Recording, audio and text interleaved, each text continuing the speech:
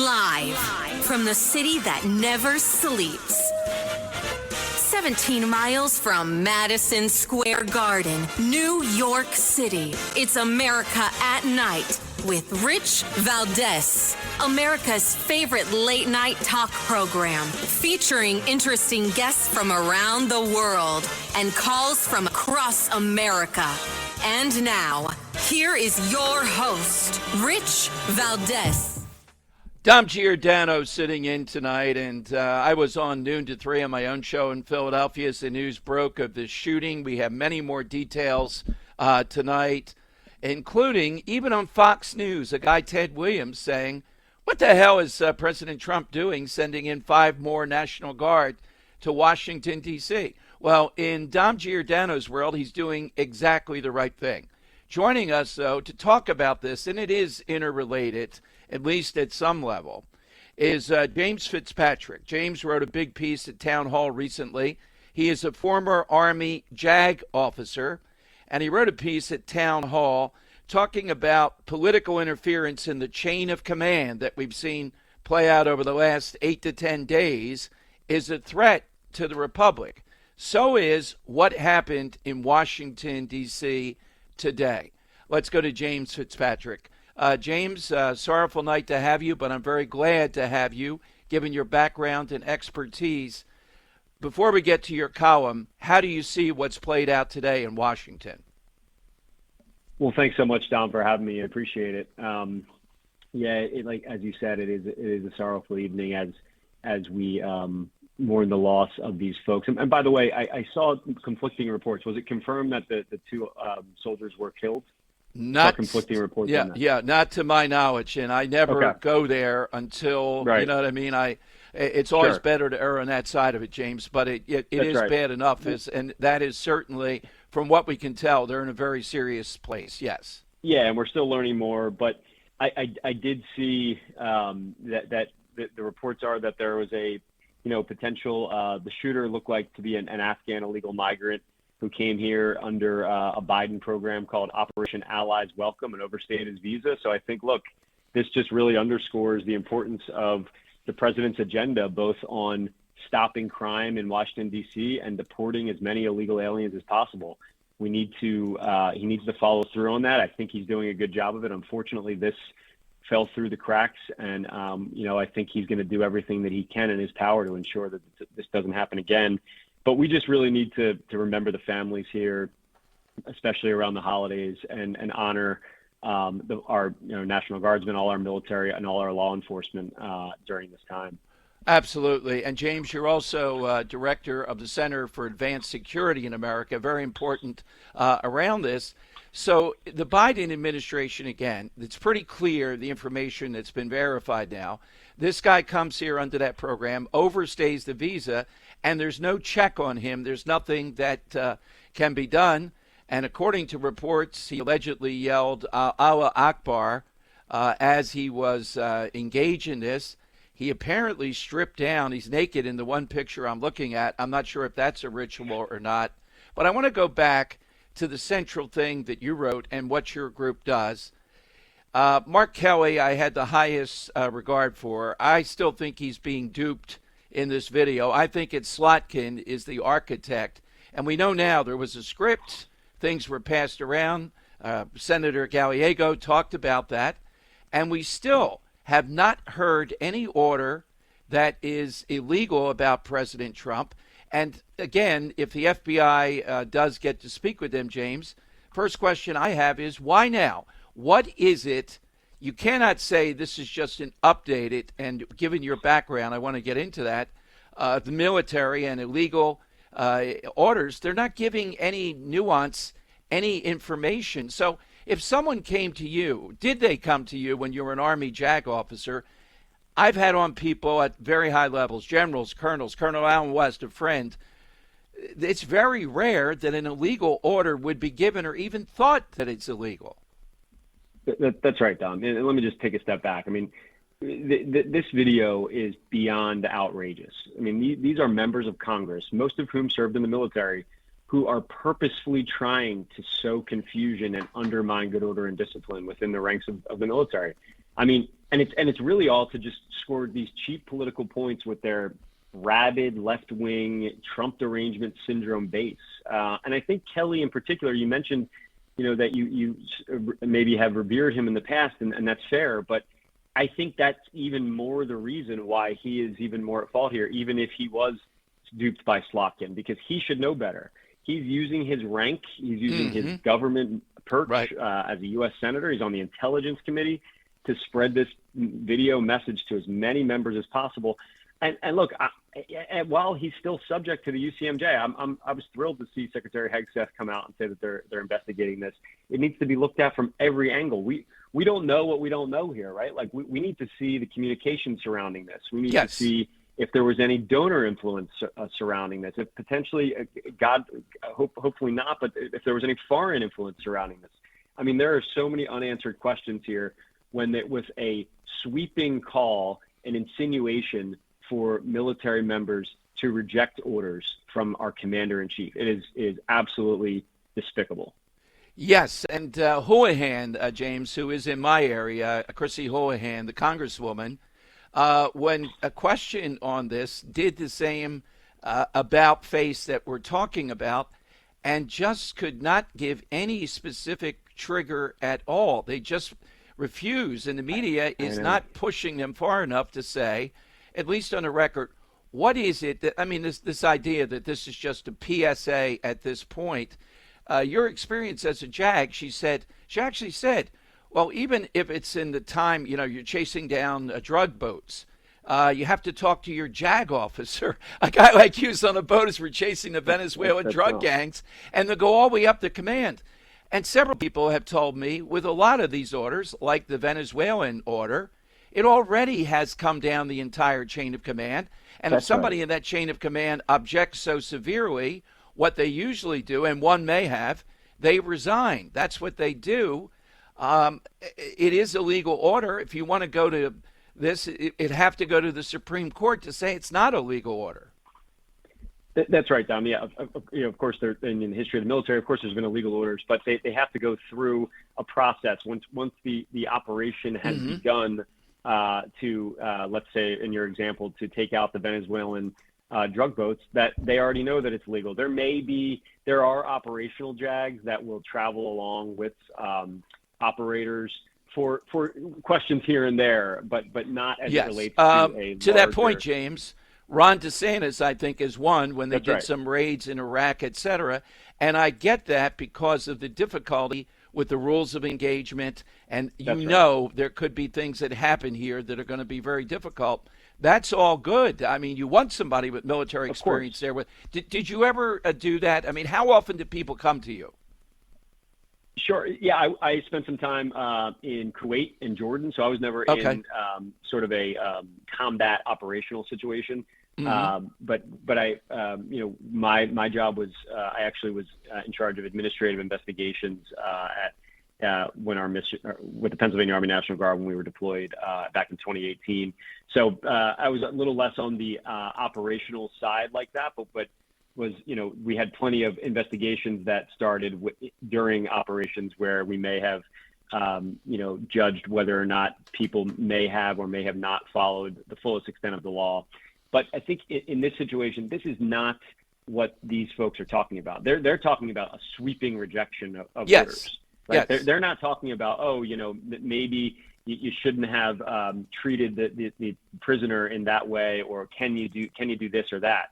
No, they're not talking about that at all. They're talking about, and there's websites even being put out by left-wing groups right now for people to sign up, and they tell you to contact them through private Proton email and Signal chat and things like that. They are trying to undermine the authority of the Commander-in-Chief and the Secretary of War, plain and simple, and it's disgraceful. And I think one thing that's being overlooked here, too, in this video is a disturbing sentence, because they'll say, well, look, we just are restating the law, right, which we all know is nonsense.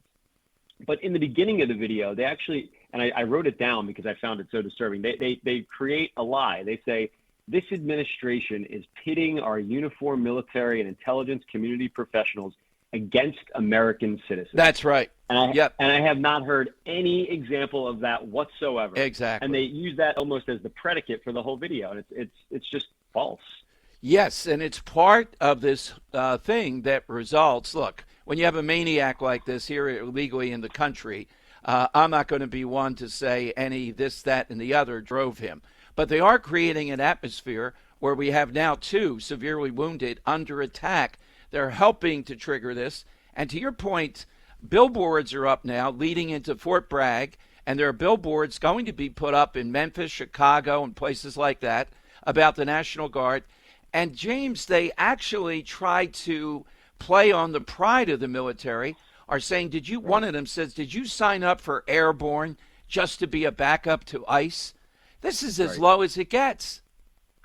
It really is. And I'm glad you that's kind of a good segue, because I did want to connect the fact that this video and I think that, this crime that occurred, this horrible shooting that occurred, I think are connected somewhat. You had Alyssa Slotkin went on the Sunday shows, I believe it was ABC, and she actually said that she believed the military was going to start shooting civilians. Right. So, and I couldn't believe it, right? So she has a video saying, remember, you can ignore legal orders, as she says, which we all know is an insinuation to ignore President Trump, and then followed up by again, no evidence that she believes the military is going to start shooting civilians, and then this happens. It is really concerning the way that they are using their government microphone to incite this sort of stuff, and we saw what happened. It's really scary. It's really irresponsible. Stands by. We'll talk about what's the solution here. In the case of Mark Kelly, he could lose rank, commission, pension. That's where I think it should go. With the others, might be a little bit trickier. Dom Giordano in on a big night with you. We're talking with James Fitzpatrick, director of the Center for Advanced Security in America, a JAG officer who served, you heard the arena and the areas that he served, about this and about the backstory of the seditious six. We'll get to all that next here on America at Night. This is America at Night with Rich Valdez.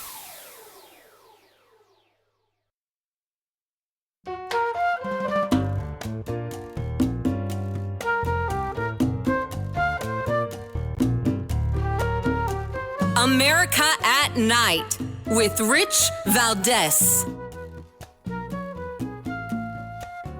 Dom Giordano sitting in on America at Night on a sad and busy news night, particularly around Thanksgiving. But we're talking with someone with real-life experience around some of the stuff that's interrelated, coming together here with this shooting. James Fitzpatrick, director of the Center to Advance Security in America and former JAG officer. James, with Kelly, I get it. The president got wound up. Sedition is possibly capital punishment. But more likely, what I'd like to see, various people in that roles like you've had, is that this guy clearly, to me, should get a full trial. Talk about if he does. Is it like in A Few Good Men? How would a court-martial trial, military trial, be different? Does the defendant have less ability to defend? Is it the same? How would that work? That's a great question. So it is very similar. A court-martial, the rules of evidence are very similar to the federal rules of civil procedure. So he would have, if he were to be put on criminal trial through, a criminal a court-martial, excuse me, he would have full, due process and ability to put on his defense. He would be provided with government counsel. If obviously he could afford his own counsel, but he would get the whole range that any other defendant at the federal level would receive. But in terms of penalties, I think look, the facts would lead, but it would be a variety of potential penalties. Look, he is a retired Navy captain who's a United States senator who sits on the Intelligence Committee. I don't know exactly what his clearance is, but I'm sure he holds a very high clearance. I wouldn't be surprised if he has a top secret clearance. That could be a penalty of losing his clearance or being docked somewhat in his clearance. He could be docked in his rank. Which would affect his pension payout. But then again, depending on the facts, he could face imprisonment if it came out that some of the facts that we discussed, like if there was undue donor influence or foreign influence in this video creation. So I think he's got a real problem on his hands, and I think it's totally valid to pursue both the military and civilian investigatory sides as they are, specifically for him, and then for the others, obviously just the civilian side's available. Yeah, I don't know if you share it to ask you to step out of the JAG type of thing, but my gut doing talk radio all these years and seeing her, I don't see Kelly being the architect of this.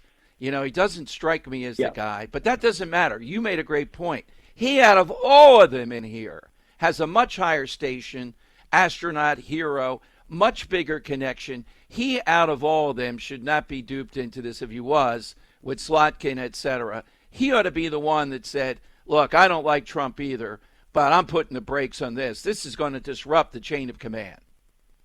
That's exactly right. Any mature military officer, former military officer would have had that exact same reaction. You can have whatever political beliefs that you want, right, and you can express them in any way that you want. But this is not an expression of political beliefs.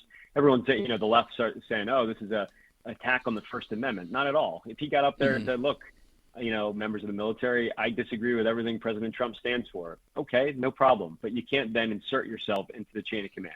That's exactly plain and simple. Exactly. James, go ahead. Yeah, go ahead.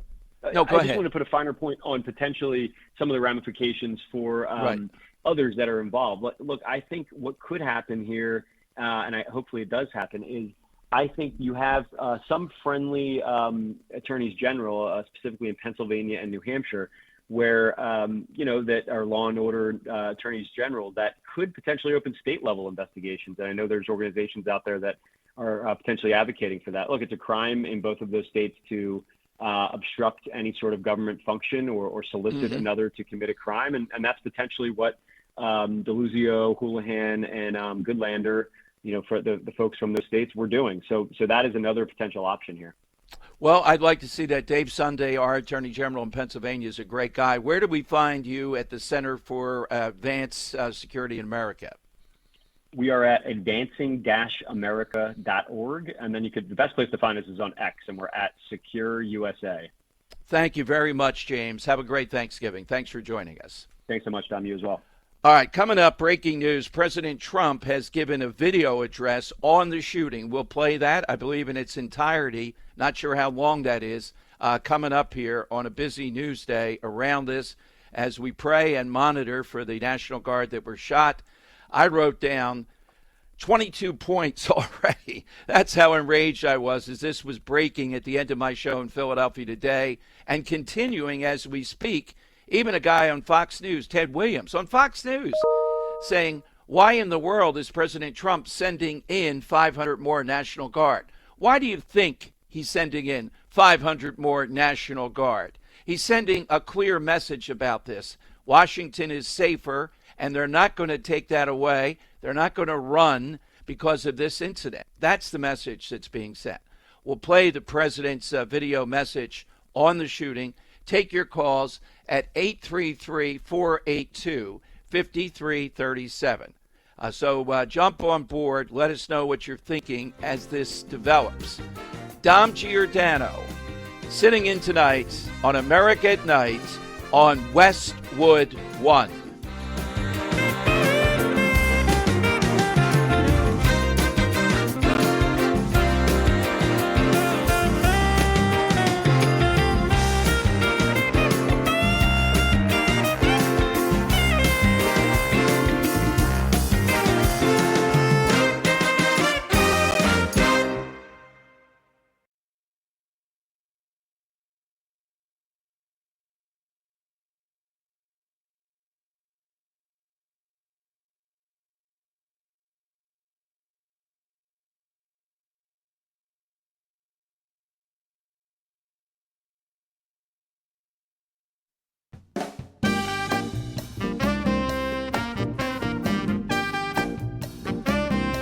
America at Night with Rich Valdez.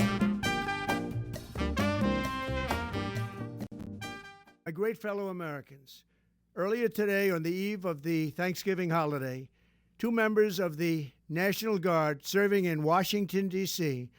were shot at point-blank range in a monstrous ambush-style attack just steps away from the White House. They'd been deputized as part of the most successful public safety and national security mission in the history of our nation's capital, the D.C. Safe and Beautiful Task Force, which has achieved an unprecedented reduction in violent crime and crimes of all type. This heinous assault was an act of evil, an act of hatred, and an act of terror.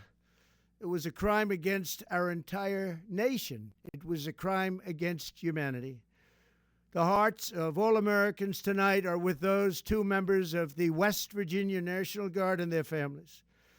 The love of our entire country is pouring out for them, and we are lifting them up in our prayers. As we are filled with anguish and grief for those who were shot, we're also filled with righteous anger and ferocious resolve. As President of the United States, I am determined to ensure that the animal who perpetrated this atrocity pays the steepest possible price. I can report tonight that based on the best available information, the Department of Homeland Security is confident that the suspect in custody is a foreigner who entered our country from Afghanistan, a hellhole on earth. He was flown in by the Biden administration in September 2021 on those infamous flights that everybody was talking about. Nobody knew who was coming in. Nobody knew anything about it. His status was extended under legislation signed by President Biden, a disastrous president, the worst in the history of our country. All right, that's President Trump, and yeah, I second that on President Biden. The baggage of Biden, be it inflation or stuff like this, continues. No monitoring system set up. This guy could walk around until he attempted to murder people in uniform tonight. So the president has ordered 500 more National Guard into D.C., where they have been doing great work, lowering crime. This idea they're picking up trash. Well, if they're there monitoring whatever and they see some trash, they're going to pick it up. What is it with the left and trash? You ever see these events with the trash that's left behind? Ridiculous. All right, here's how you get on board. 833-482-5337 gets you to me. 833-482-5337. Ted Williams, who is an alleged national security expert on Fox tonight, started to challenge the host. Why in the world would the president be sending in 500 more National Guard? Hey, Ted, why do you think he's sending them in? This is about standing against all this stuff that's going on over the last 2 weeks. That's what it's about. Now, here is the viral moment. Remember when Charlie Kirk was shot? People on MSNBC, some of them got fired because of the stuff that came bubbling out of them. This guy, Ken Dillian, is an alleged security guy, probably the main one that MSNBC goes to. Listen to what he said about today's shooting that is not going over well with Americans. And I'm hoping that there is even more pushback. This guy's been a serial abuser. Cut two. You know, there's so much controversy happening in the United States right now with ICE, who are also wearing uniforms and wearing masks. And so there's, you don't know, people walking around with uniforms in an American city. There are some Americans that might object to that. And so apparently this shooting has happened. Yeah, some Americans might object to that. Or could it be this guy is a perfect example of what's wrong and what has been wrong? A guy that thinks he can walk around and go nuts because he came here from Afghanistan, not vetted, and then after his time is overstayed more than once, there is no procedure to vet him. He can walk around, get a weapon, and try to kill Americans, allegedly while yelling Allah Akbar. So watch for this with Dillian. These people reveal themselves just like the Kirk shooting in moments like this. They can't help themselves. So let's review a little bit. We don't know any more on the status of the two National Guard. As I mentioned, this is just blocks away from the White House. These guys have been compared to Nazis, ICE compared to Nazis, constantly Nazi, Nazi, Nazi. There's an anti-fascist group, allegedly of military veterans, who blame Trump. And they say Trump provoked this, not the Biden policies, not is this a terrorist attack, is it based upon religion in some way, shape, or form with this guy, not the seditious six. They're celebrating on Blue Sky, the alternate to Twitter, what happened here, and finally saying maybe this will put the fear of God in the National Guard and others. Maybe one of these governors will rescind and pull them out. That's what they're trying to do. No word about is D.C. safer, is Memphis safer. As I said, we have billboards that are up on the way to Fort Bragg. They're putting them up now, these various groups. Who's funding this? Near Memphis, Chicago, places like that, in order to try to provoke the National Guard, ICE, God knows who else, the military, to say illegal orders, I'm not doing this anymore. Look at this. That's why the president is all over this. Pete Hegseth is all over it. And that's why this should intensify a look, you heard James Fitzpatrick, at these 6 people who engaged in what is a clear attempt to disrupt the chain of command and attack Trump. It's nothing else. It's not a refresher course. The military already know about illegal orders. They can't cite an illegal order that has been committed. So then why try to be disruptive? Because it's political. And I do hope that people like Mark Kelly get some accountability. We went through some of the things that could happen to him, and particularly Slotkin, the senator from Michigan and former CIA. All righty, 833-482-5337. You can get on board. I thought when this first happened that maybe this was street crime because there was a report that other people may have been shot also. But apparently it is not. It seems like this guy was armed, came around the corner. He was looking to get at National Guard or people in uniform and open fire in an ambush right on top of them. Fortunately, we have him. As I understand it, if he's tried in a federal court, which I think he will be, he can get the death penalty. So let's move on this. Let's get an early trial date, and let's do something about stuff like this in the near future. Now, that would be dependent upon the status of the National Guard, but he certainly could get life for this attack. All right, let's start off here on America at Night. Larry in Charleston, South Carolina, WTMA. Larry, go right ahead. Yes, sir. I want to talk about the importance of America and President Trump to show strength in this situation in the Ukraine. The Chinese are watching to see how strong we were to support them. Taiwan is right there. And Japan has recently risen to the level of the number 4 military power in the world. Right.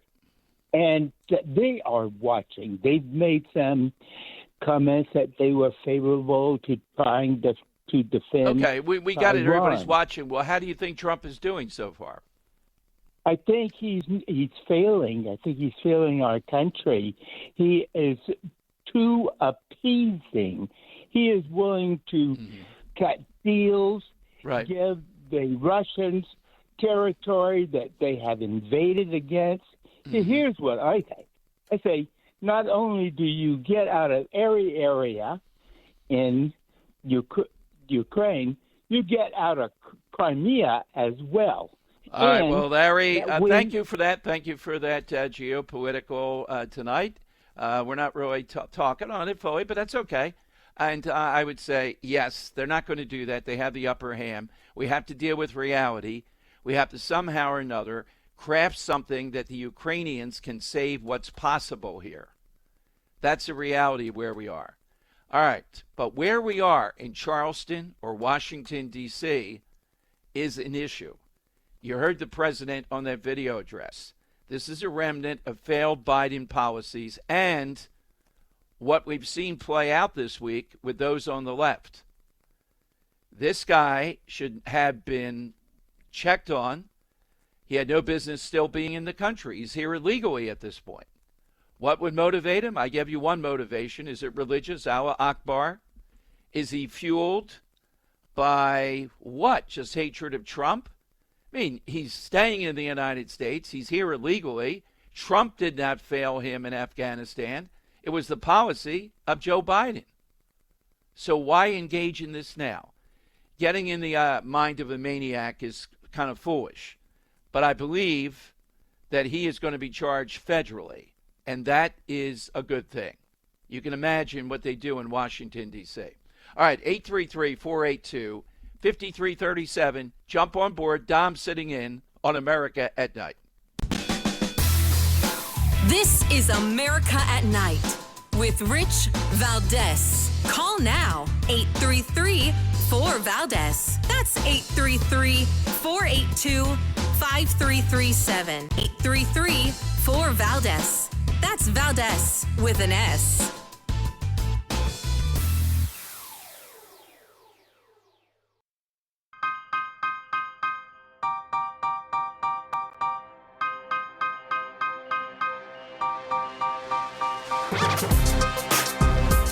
This is America.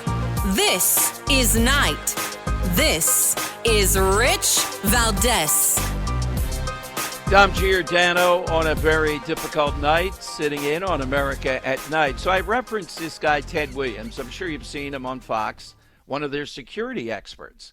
So Mr. Williams tonight on Fox, of all places, says, one of my deepest concerns right now is that the president has decided to send 500 additional National Guard members to the District of Columbia. I'm asking, why in the hell are you doing that, President? I'm asking because the sad part about this is right now that the National Guard are out there on the streets. They're deeply concerned. They know that 2 of their fellow National Guardsmen have been shot. They're going to be on a high state of alert. And the last thing we need in the District of Columbia or anywhere else is another Kent State. This guy on Fox, really?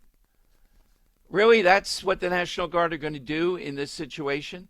No, he's sending them in to send a message politically to the world, to these Democrats. No, we're not going to buckle on this. We are going to double down as far as protecting Washington. We're not backing away no matter what we're hearing from MSNBC and CNN. Let's go to Eduardo. Tampa, Florida, streaming on WLS. Eduardo, welcome. Yeah, I talked to you on Monday. This is very unfortunate. I think what we need to do is we need to racial profile here. In Chicago, there were 3 Venezuelan teenagers that stabbed and robbed a homeless man. In a suburb of Rome, North Africans raped a 19-year-old. These are all illegals in these 2 cities. Yeah. It's pretty ridiculous. You don't have immigration control.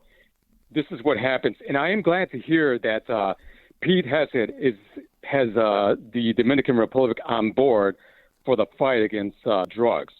He's adding more cities over there in Latin America. So all of this is an international thing. This is not just in the U.S. This whole thing, this is what Democratic Congress does not understand. This is a worldwide operation, and they don't understand that.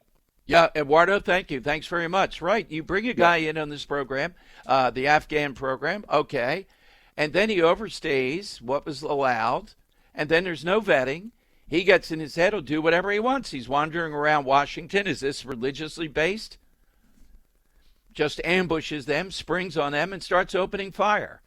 But this Dillian guy at MSNBC, saying that the American people don't want uniformed in the cities. Is that what it's about? That's what he's saying. Ted Williams, well, don't bring in those National Guard. They're going to be trigger happy. They're going to be firing away. Where's the evidence of any of this stuff, right? We don't want another Kent State. So I guess, really, Ted Williams on Fox would say maybe we should withdraw the National Guard then, because we don't want anybody to be trigger happy. That way, let's go back to letting people in Washington, D.C. kill themselves. You got to remember, this is within 2 blocks. It's a national mall area. It's within 2 blocks of the White House that this happened. So it's not out in the boondocks. This guy boldly walking the streets of Washington, yelling Allah Akbar, carrying a weapon and shooting two guys. Where did he get that from? He got it from because he's been here forever. You think he'd be hiding or something since he's here illegally now at this point. Oh, no, he's not doing that. Why do that? He's been emboldened to believe that he can just do what he wants in the United States. To Eduardo's point, it's part of this pattern of wildness and recklessness and no law that's operational there. So should we withdraw the National Guard tonight? That's what Ted Williams seems to be saying. Or should we do what President Trump said? No, I'm sending them in to send this message, and in other places, we're not going away. You're not going to intimidate us. You're not going to push back on this. I think the president really ought to go to Washington on Thanksgiving, make a trip. It's a war zone, seeing this play out tonight, and make a statement there, and maybe serve some turkey to the National Guard. All right, 833-482-5337. That will get you on board. So what is the next move in this? Well, already on the left, just like the Kirk shooting, they're not waiting. The next move on them is to blame Trump on this, and even on Fox to say, oh, my God, Trump is going to get us another Kent State by sending in the National Guard. 833-482, your call next, 833-482-5337. This is America at Night with Rich Valdez.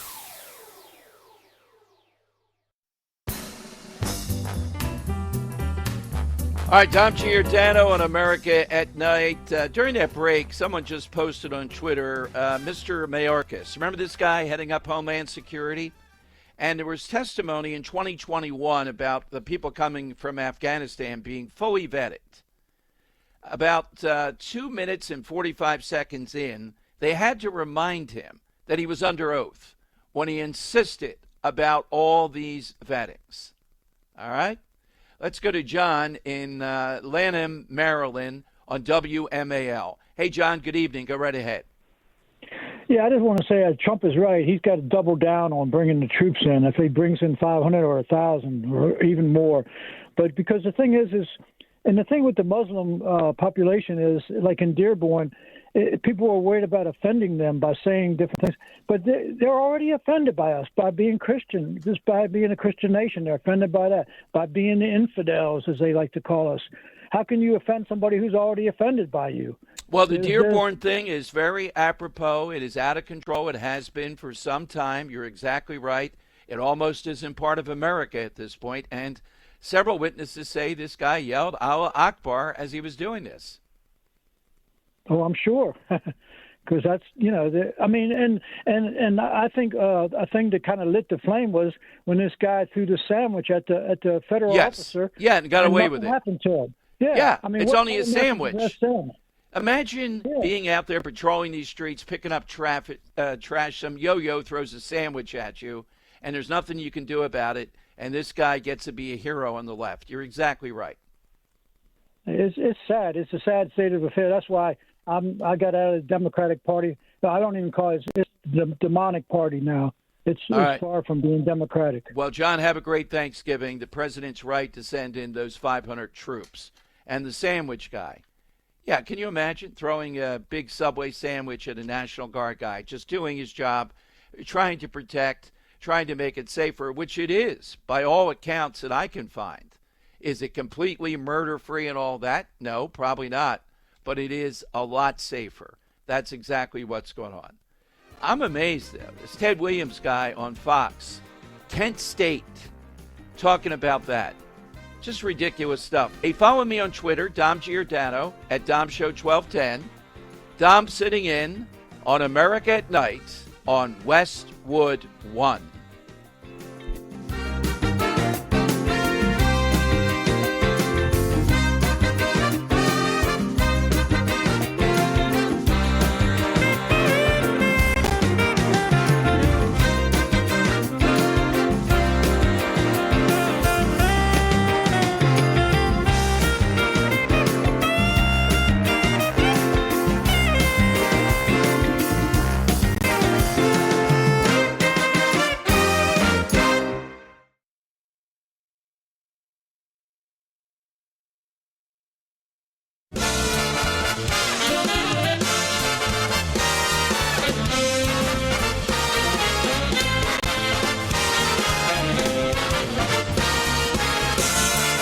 Live from the city that never sleeps.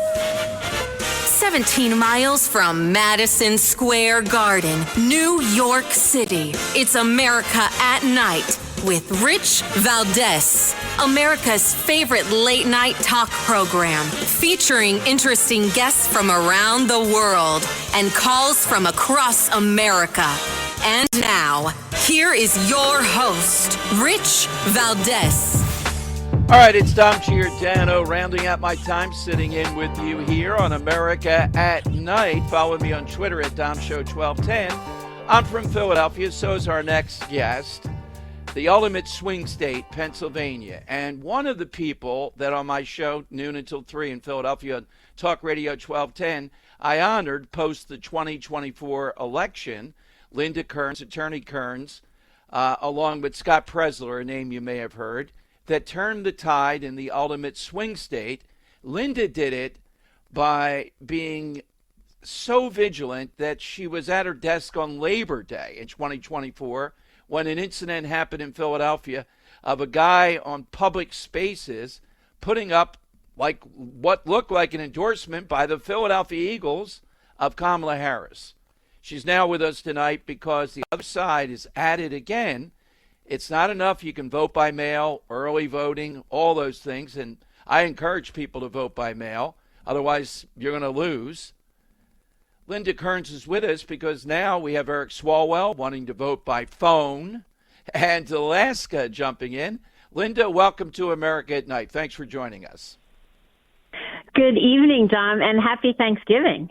Happy Thanksgiving. Will you be, people should know, particularly our Memphis listeners, will you be drinking Elvis wine tomorrow? You give out bottles of Elvis wine occasionally.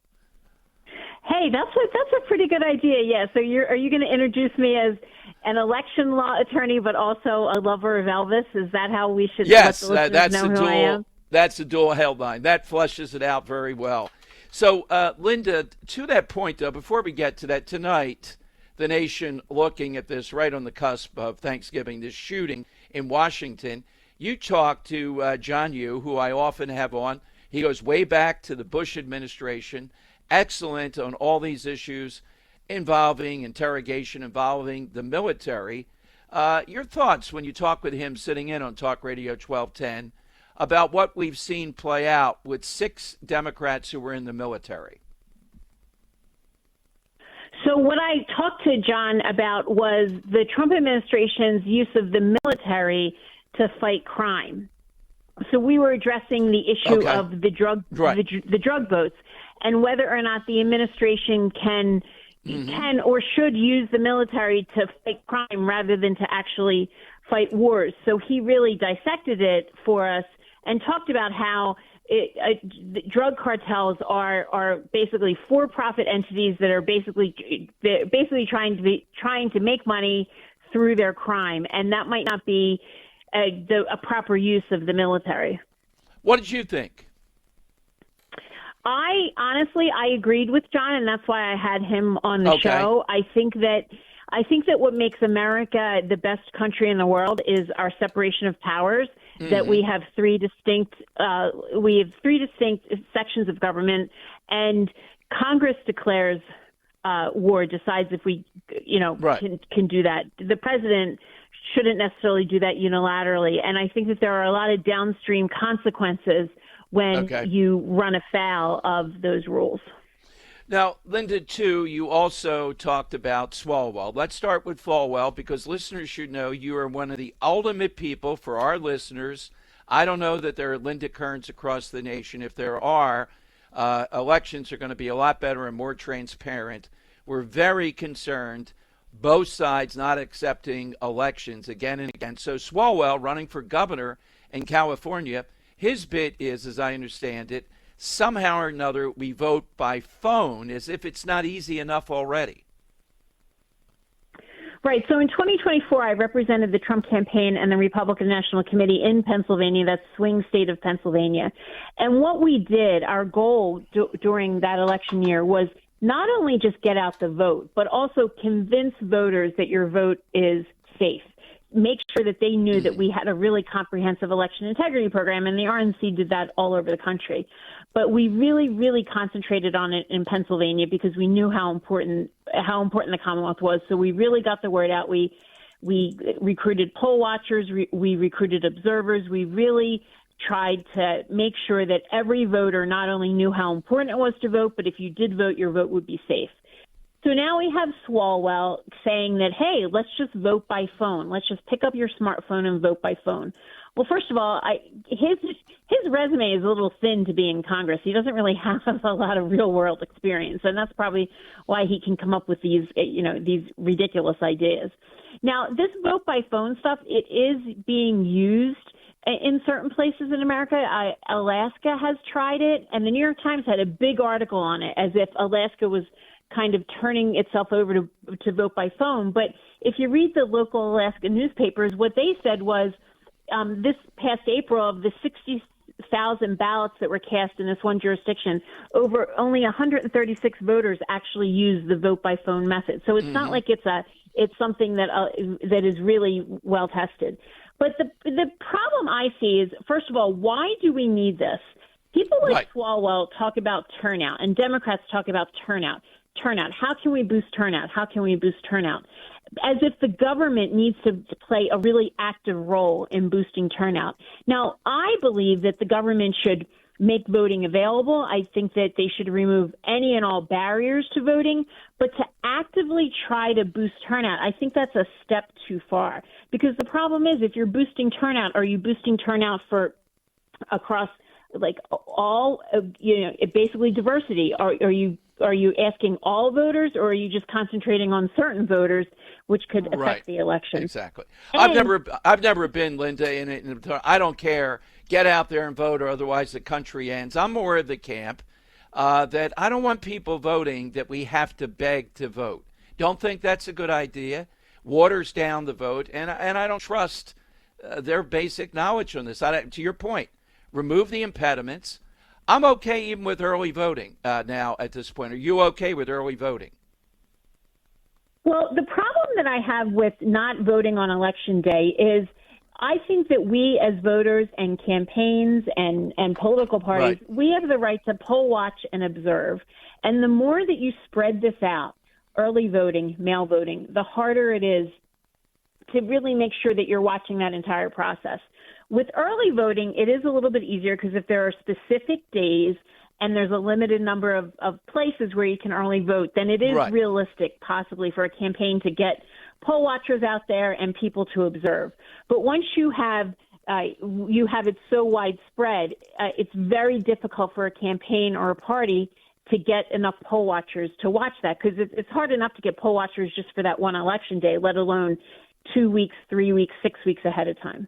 And that's one of the problems with mail voting. I can't sit at your kitchen table and watch you fill that out. I can't make sure that it's actually you who filled that out, that no one else took your vote. And there's a similar problem with vote by phone. Not only can I not watch you do it, like that problem with mail balloting, but at least with mail balloting, I can be there at the Board of Elections or whatever you call it in your jurisdiction, wherever they count the votes. I can be there and watch you count. And we did that. The Republican National Committee did that all over the United States during 2024. We recruited observers following the local laws in every jurisdiction, but we made sure we were there to watch them open the ballots, make sure that, after the envelope, the name matched the voter, make sure that they were being counted correctly. And we certainly did that in Pennsylvania. How do you watch them open votes that came out over a phone? You don't. No, you can't. No. This just gives it away. You and I are trying to reach them halfway. And also, it's strategic. You want to win. We have to have mail-in balloting until we get rid of that and vote on Election Day. But by phone is just incredible. I mean, why did Alaska say they tried this? Did they give the argument it's so spread out that you need to do that? What was the argument? Alaska talks about the fact that they have bad weather, and that's certainly true. It's cold, and it can be difficult to travel if there's a really bad storm. It's very, very spread out. In a place like Philadelphia or like a suburb, usually it doesn't take that long to get you to a polling place. Even in the more rural areas in the country, you can usually just get in your car and drive. Alaska has some impediments that way, but people still managed to get out to vote during the presidential election. And in last year's presidential election, their percentage of the voting age population, of voting eligible population that went out and voted was pretty comparable with the rest of the country. So the voters can do it if they want to. Just because the participation drops off in the off-year elections doesn't mean it would increase again if you made it this easy that you could vote by phone. Right. So I don't think there are really, really good arguments for this. Additionally, what makes our system great is also one of the things that is so frustrating about it, and that is the decentralization. If someone was going to try to hack our vote, for example, I'll just use Pennsylvania because that's where you and I are from, and I'm assuming everyone listening all over the country is a Philadelphia Eagles fan just like us, and is going to watch the game on Friday. But I don't want to digress. You know, I have to say this: I don't seem to see Eagles hatred across the country like Cowboys hatred. If they're if they're there another 5 years being this dominant, maybe that will happen. But they basically have people that don't care or love them across the country. There's little hate, not much hatred. Yeah. Good. I don't want people to turn off their radios while I'm talking election just because I mentioned the Eagles. So people have to know that when you're from Philadelphia, you bleed green. But with this internet voting or vote by phone, it's by its nature, it's going to have to be a little more centralized. Like, for example, in Pennsylvania, none of our machines that are at each polling place, and thousands upon thousands upon thousands of polling places all across the Commonwealth, none of them are connected to the internet. So if someone wanted to actually, like, say, hack, you'd have to hack thousands upon thousands of machines. Exactly. It essentially makes these elections unhackable. When you centralize it, like on some type of a software, like that you use on a phone, it makes it a little bit easier because it's all centralized. And as frustrating as it is to have it decentralized and have all these other, so many people in it and so many different towns with their own rules, that is the genius of the system. And this vote by phone takes that away and makes it centralized, and that could make it, open to hackers. And then, of course, I think Swallow said something like, well, I can do my banking on the phone, or I can pay my credit card bill on the phone. But the thing is, if I pay my credit card bill on the phone and there's a mistake, there's a record and I can change that. I can get that back. You can call the credit card company and say, hey, this was a mistake. You can call the bank and say, hey, somebody took money out of my account and I didn't do it. And, I think that's probably happened to a lot of us. Well, you can't do that with a vote, because once a vote is in there, they have to scramble it to keep it secret. So you can never, ever get that vote back. Exactly. Linda, thank you for coming on tonight. Just flat out of time here. Happy Thanksgiving. Want people to follow you, though. Where do we go to follow all things Linda Kearns? Oh, sure. You can go to Linda Kearns Law on X, LindaKearns LAW. And Dom, you know me, I could talk voting for hours and hours and hours. So I'm glad you gave me a time limit. Oh, I'm so glad you came on tonight. To be continued next time I'm on. Thank you, Linda, very much. All right. Have a great evening. All right. There's Linda Kearns. And again, we want to restore faith and transparency in elections. She did that. We don't need more ideas of voting by phone, et cetera. It's already easy enough to do it. I'm coming to your calls next, though, at 833-482-5337. We have a situation now where people are saying one way or the other, I want President Trump. I commend him bringing in 500 more. I guess tomorrow they'll be on scene. National Guard, other than Thanksgiving for them. That's a little difficult. And we're seeing this play out with the backdrop of just sheer terror here, of just attempting to assassinate 2 National Guardsmen in Washington. Jump on board, Dom Giordano on America at Night. This is America at Night with Rich Valdez.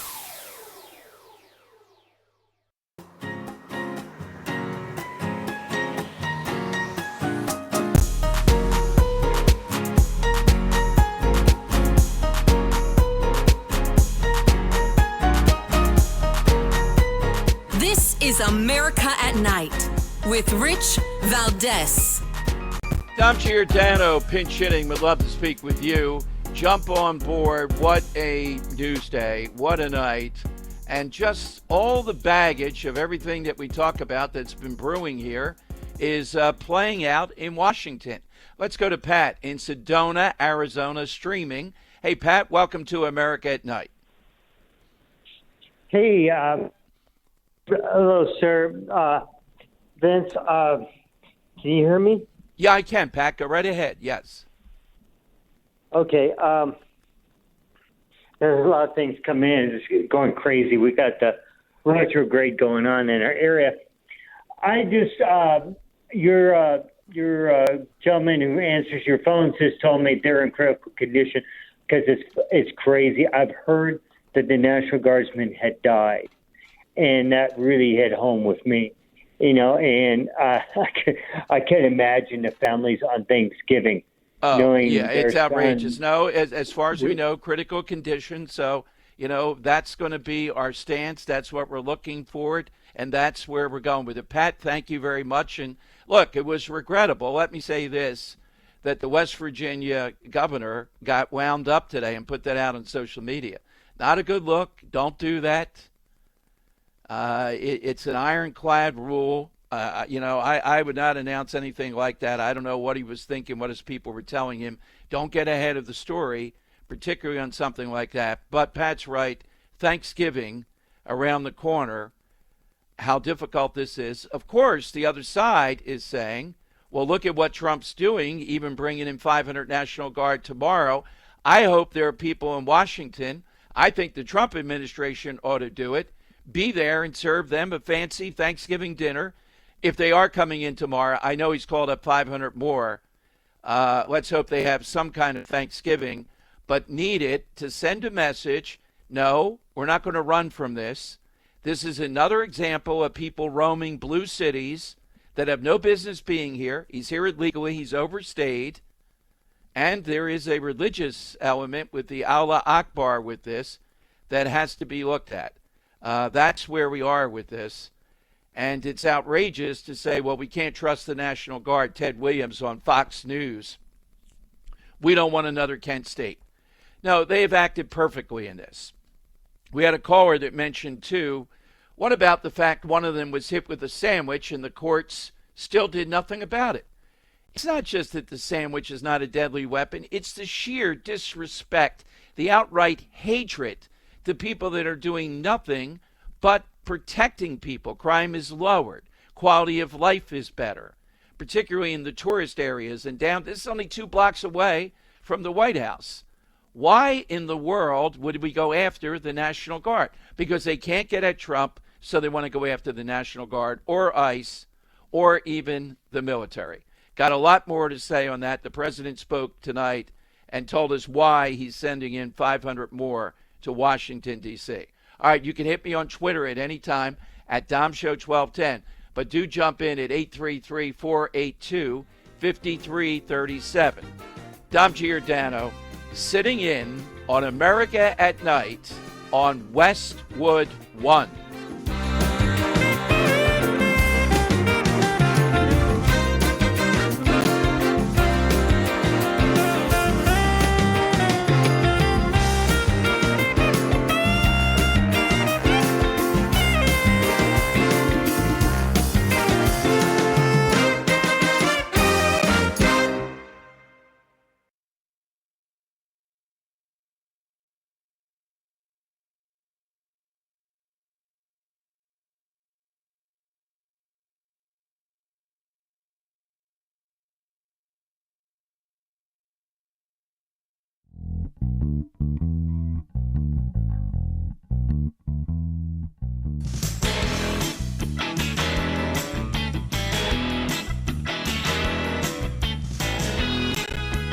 America at Night with Rich Valdez.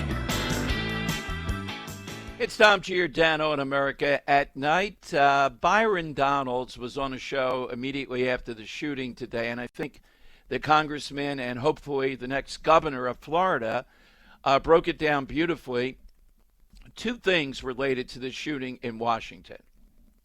The congressman said, I'm thinking a couple things. First, these members of Congress with their stupid video, they're putting our military men and women in harm's way.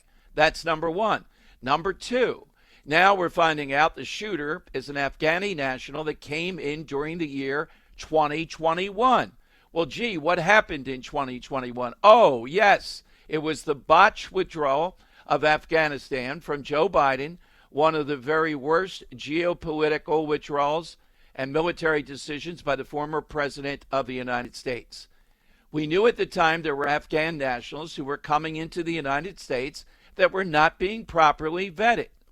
We were being told, just get people in the United States as quickly as possible. The Biden team would then do the necessary work of vetting everybody. And even at the time, none of us believed that on Capitol Hill. So now, a few years later, we have an Afghan national in the streets of Washington decided to shoot to kill. Let me be clear, to shoot to kill two of our National Guardsmen from the state of West Virginia.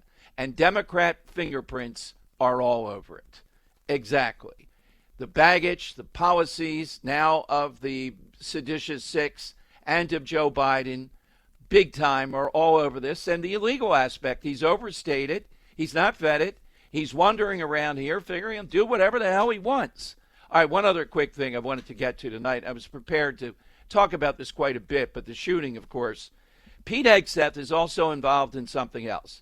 Hegseth today saying that the Boy Scouts, all right, no longer the Boy Scouts, you know how they've devolved, will no longer be supported by the U.S. military. We supported, among other things, their jamboree, logistical support, supply, resources, all of that. Heck, they're the Boy Scouts.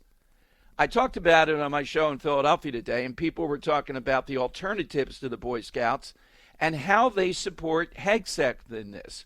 His point is, why should we be clearing the U.S. military of the debris of DEI and related things, and yet propping up the Boy Scouts, who are the architect in continuing this policy? In other words, I charge that the Boy Scouts couldn't accept not having as big of a national footprint, so they capitulated to the left. We've known that for a while, and there are groups that have the same values of the old Boy Scouts. So Hegseth is saying, no, if we're against all this stuff, I'm not going to use the military, the U.S. military, to back up a group like this. They're out of bounds, the U.S. Boy Scouts. I had people telling me the numbers of people that now get the Eagle Scout designation are way up because they watered it down. And you know about girls in the Boy Scouts and everything else. They're not the Boy Scouts of old. The people defended to the death when under attack. The left has won, and now they're a citadel of keeping that name. I don't even think they call themselves the Boy Scouts anymore. And Hegseth today announcing that, or it was late yesterday, before all this shooting, that he's involved and he's a principal player now in trying to coordinate. This is a good move. I'm exactly on board with it. U.S. military, Department of War, they are not going to be supporters in any way, shape, or form that I can tell of propping up the current Boy Scouts. So if you're a former Boy Scout or leader or Eagle Scout, we'd love to hear from you. 833-482-5337. I've interviewed Eagle Scouts over the years. I know it's very demanding, and it's supposed to be. And we know the number of people that have been in the military, have been in Congress and the like, that were Eagle Scouts, or at least Boy Scouts. It used to be tremendous training, but it's kind of almost fraudulent that they're maintaining that when they're not doing that. And Hegseth is breaking through that, and I think he's exactly right. All right, let me go to Clifford, Walden, Oregon, KUGN. Hey, Cliff, welcome to the show. Hey, yeah, it sounds like the whatever Scouts now, you know. Yeah. So, but I wanted to go back to the sandwich a little bit, where the guy threw the sandwich at. Right. It sounds more like it's not really about the sandwich and the guy throwing the sandwich. It sounds like it's more like like impeding what they're trying to do. I think that's pretty serious, and that's the way it should be looked at. Well, it's an assault. It's an assault on the law enforcement officer. You know, whether you punch him or throw a sandwich at him. And it was wrapped up. It was a Subway. You know, it wasn't just a piece of bacon, lettuce, and tomato. Yeah, that's exactly what he was trying to do. And I think he's in the U.S. government, some federal thing or whatever, Alex. And in D.C., they said, get out of here. The guy just threw a sandwich. Big deal. You be out there 8 hours a day risking your life, and some idiot hits you with a sandwich. He's lucky he didn't get a lot worse punishment. Well, and be a bit bystander while the guy's distracted with a sandwich in his face. You know, a bystander that's getting attacked or something, and getting killed or mauled or whatever. Yeah, they had to chase him down for blocks. That's exactly right. Clifford, have a nice Thanksgiving. Thank you. So, yeah, it's not a small matter. No, it's not the end of the world. He gets hit with a sandwich. But there's got to be a penalty for things like this. Why pick on the National Guard? Why bother the National Guard? They're there just providing a presence. That helps deter crime. They're picking up, they're beautifying, they're doing things like that. What is the big deal here?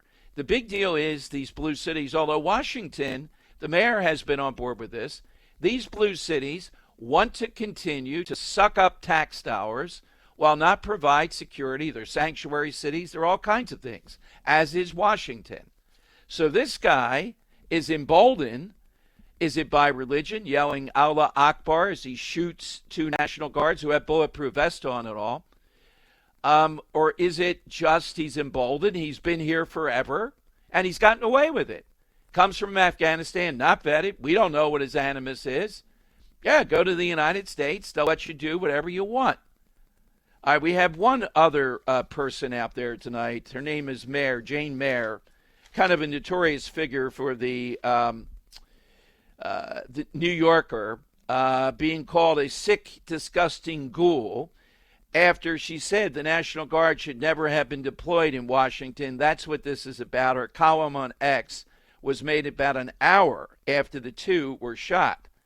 This is so tragic, so unnecessary. These poor guardsmen should have never been deployed. I live in D.C. and watched as they have virtually nothing to do but pick up trash. It was a political show, and at what cost? And then went on to talk about, of course, the person responsible is President Trump. Let me go to Larry in Myrtle Beach, South Carolina.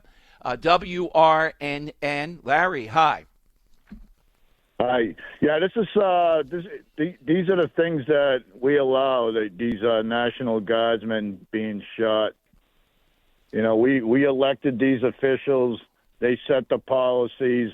They basically allowed it.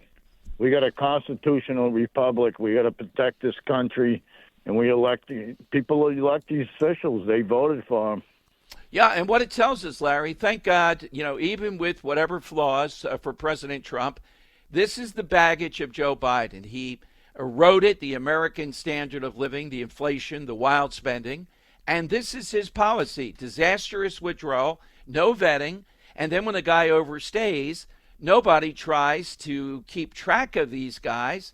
They don't care that they're here until he ends up randomly shooting two of our National Guard. We allow it. Thank you. Thanks, Larry, very much. Have a nice Thanksgiving. Yeah, this is all the chickens coming home to roost. That's exactly what we're seeing here. That's how it plays out. And again, witnesses say he screamed Allah Akbar. Even if he didn't, I suspect there is a bit of a religious a note to this. But how about, have you ever seen this guy, Ted Williams, alleged national security expert on Fox? He had the host kind of dumbfounded tonight. He said, Trump sending in 500 more National Guard? What the hell is he doing? We don't want another Kent State. The National Guard is not going to be firing on people indiscriminately. There haven't been incidents with them. There just have not. Now, ICE, that's a different story. There have been a lot of incidents, you know, it's hand-to-hand combat. But the National Guard, they have just been there to kind of back up, be a presence. It helps deter crime. They're not firing their weapons. They're not arresting people by and large. They're not engaged in that. So why target them? Because he was going to target anybody in uniform. Who knows what his gripe is, his twisted religious gripe or Trump gripe, or what set him off. The bottom line is this wouldn't have happened if we didn't allow it to happen by having this guy here. How many more are out there that are going to attack us? Why can't we be unified in saying that? Because the left can't be unified in saying that. They don't care about that. Their policies would say this is collateral damage. We're better off having these people here. Based on what? Now, I believe he will be charged federally. That's my understanding. And depending upon the status of the National Guardsmen, you can follow what the punishment could be here. But I don't think this will be in D.C. Pray to God it's not. All right, more callers coming in. 833-482-5337. This is America at Night with Rich Valdez. Call now, 833-4VALDEZ. That's 833-482-5337. 833-4VALDEZ. That's Valdez with an S.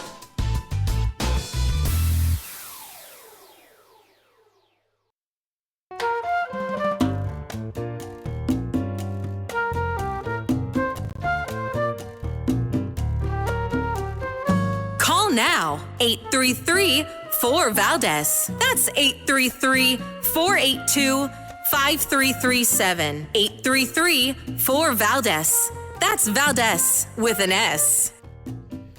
Yes, please do that now. Get with Dom Giordano. Follow me on Twitter at DomShow1210. Watching all the developments coming our way out of this awful shooting today. And the baggage of Joe Biden once again, and they would have run him again if he had been able to get through that debate. Will they stop comparing ICE, National Guard to Nazis? No, they will not. It's their playbook. They are going to continue to do this. And watch for more of this. They're putting up, people on the left, billboards are up already near Fort Bragg, telling the military, hey, did you get into this to be a backup to ICE?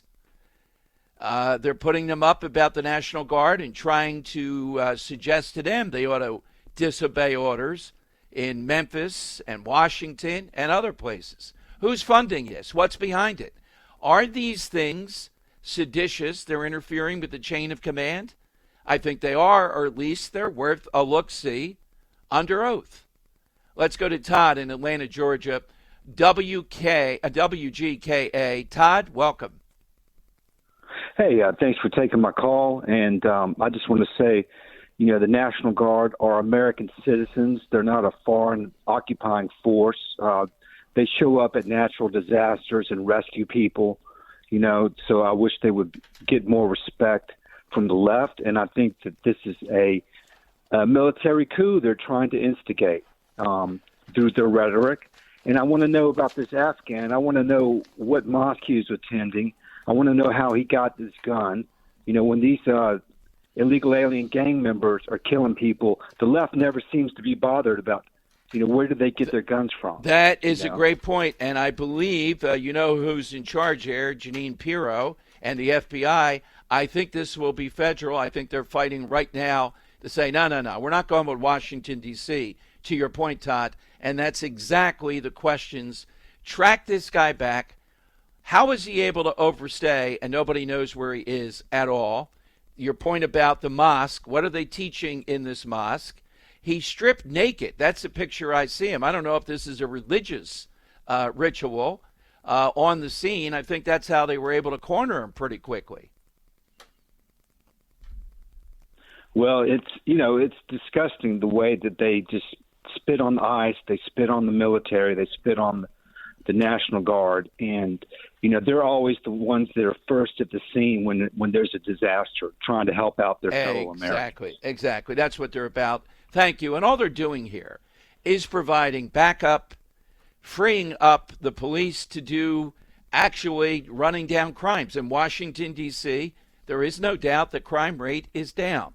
Now, sometimes President Trump goes off and say no murders. No, they still have murders, but everybody that I talk with, Scott Jennings is a friend, have him on quite a bit. They talk about the signs that they see. People today, Congress people, that it is safer.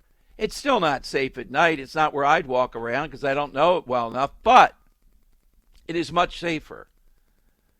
And sending in 500 more is to send a message. No, we're not going to pull out of this. No, we're not going to listen to those on the left that are trying to stir up trouble and saying, well, you can have another Kent State now. And the person that called in tonight and said, yeah, whatever happened with the sandwich guy? That's an assault. It's an assault, not with a deadly weapon, but it's an attempt just to make life miserable for people that are in the National Guard. Why in the world would you do that? Well, there's some on the left not only saying that Trump should be held responsible, but if you're following illegal orders, because the Nuremberg film is out there now, you could be held accountable. Can you imagine?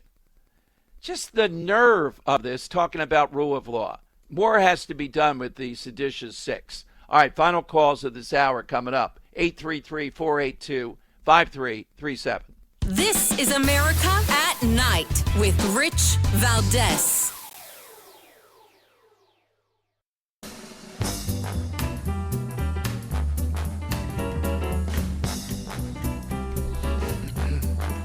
Dom Giordano, it is America at Night. A great night to be with you as on the cusp of Thanksgiving. Sadly, that makes it all the more tragic, this shooting in Washington today.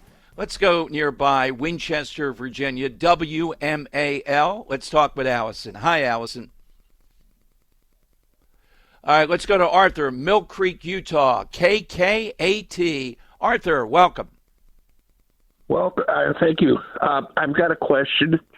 The towel wrapping psychologist that wounded all those people at Fort Hood. Yes. I don't think any of those troops got a Purple Heart for being wounded by this jihadist. Will the I think that's disgrace, but you know what? That is, and the next time I'm talking with any Trump officials, I'll put a bug in their ear, Arthur. They certainly deserved it, and we know that Dr. Hassan, that you're talking, Major Hassan, was giving off all kinds of vibes that he would do something potentially. The military were afraid they would get into trouble if they went after him. Well, these two West Virginia guardsmen, they certainly deserve it.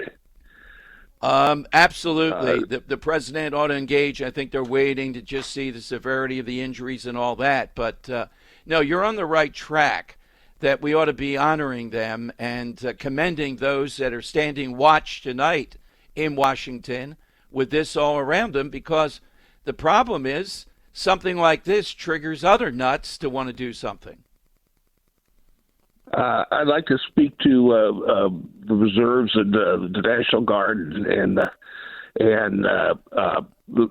active Army. I've been part of all three of them, and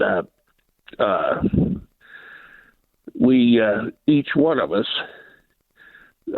signed a blank check to payable to the United States of America for anything up to and including our lives. Absolutely, and we thank you multiple times for your service, Arthur. Have a great Thanksgiving. That is a great point. That shooting at Fort Hood just still sticks in the craw, and this guy allegedly was yelling Allah Akbar after he committed this crime. So, again, still a lot to unravel.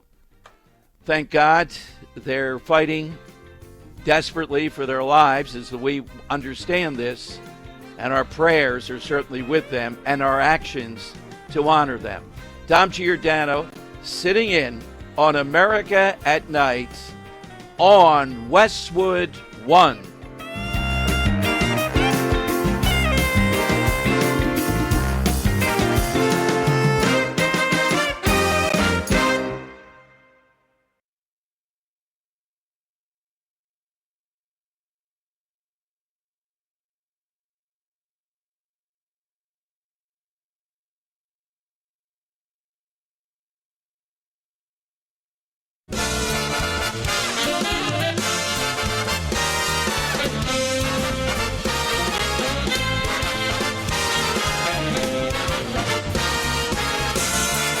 Live from the city that never sleeps. 17 miles from Madison Square Garden, New York City. It's America at Night with Rich Valdez, America's favorite late-night talk program, featuring interesting guests from around the world and calls from across America. And now, here is your host, Rich Valdez. All right, it's Tom Giordano pinch hitting on America at Night with a very interesting guest and a very interesting thing that's pretty far away from today's news. Watching CNN, I saw them. I'm going to play you the cut from it. Erin Burnett, well, the guy in the morning, Harry Enton, does a great job of taking a look at numbers, sometimes political, but this one was about polygamy and how polygamy is gaining by leaps and bounds for approval in America. I think one stat was given 21% of people overall, 30% approximately of those in certain age ranges. Here's how it sounded on CNN. Erin Burnett, Harry Enton, shocked. Why is polygamy gaining acceptability in the U.S.? Harry, why, we know the Pope was responding in part to concerns from African bishops who are concerned about the rise of polygamy that they are dealing with. That they had wanted this statement. Yes. Okay. But what are the basics? Like, why do this now? I mean, look, I think there are a number of reasons why. You mentioned, of course, Africa, where, this Pope is trying to make a real sort of statement. But more than that, it's not just Africa where we see polygamy, at high levels. In America, for example, the number of Americans in a polyamorous relationship, I was crunching some numbers. We're talking upwards of 9 million Americans in a polyamorous relationship. Now, I should point out it's an estimate because it turns out there's no exact poll asking this question. But when you sort of put the different estimates together, we think it's about 9 million people, which is a lot of folks. It is a lot of people. I mean, when you think about it, I understand as a percentage, maybe it's not that large, but it is a lot of people. So let's talk about this. I mean, polygamy, polyamory, for a while were taboo, right? There were certain places where it would happen in this country that people would think, but it became something that wasn't very common. Is it now more morally acceptable? Yeah, this is where, building a trend line as to how many people are in a polyamorous relationship now versus 20 years ago is a little bit difficult. But we do know that the percentage who say it's morally acceptable is up like a rocket. I mean, you compare it to 20 years ago, we were talking about just 6%. Look at it now, 21% say polygamy is morally acceptable now. That is a rise of more than three times. Can I just say something? That's 1 in 5 people. Yes. Think it's okay to have multiple spouses. That's exactly right. 1 in 5, and that is led by younger folks where that percentage is over 30%. 1/3. Yes. This is really incredible. This is, it starts with a question in the morning and we say, well, what's going on here? I mean, that's wow, that really has you thinking. Okay, there's a lot there. All right, they went on to say it's not Utah either. It's Alaska and Oregon are the two principal centers of this. Alaska and Oregon. Joining us is Jen Sires, been on the show before. She is a dating and relationship expert, founder, CEO of Love Jen, and host of the popular podcast, The Loveability Show, with Jennifer Sires. Jen Sires, welcome back to America at Night. Thanks for joining us. Oh yeah, it's always fun to talk about crazy things like this, crazy trends we're seeing in relationships. I mean, I've been in the relationship business a long time and I'm constantly learning new things. So important to note that polygamy and polyamorous relationships are different because polygamy is marriage, polyamorous is a open relationship. Right. It's not marriage. Yeah. And so I just feel like that needs to be separated because I think some people might be putting that together in their head. Yeah, but why? Well, what are the broad... Is this just incrementalism that we're seeing morally, people accepting more sorts of relationships?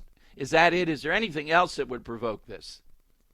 There's a lot of factors. It started building up a lot during COVID. That's where the numbers really started trending. But it's more amongst younger people, and it's more liberal, so non-religious liberal. So you can pretty much say that if somebody is that believes in these open relationships or marriage, whatever, it's in non-religious communities, liberal communities, and that's what and young people, they're just not committing anymore. And we already knew that statistic. I mean, we've been following that for a while with the marriage rates dropping, right? Children drop, not having children.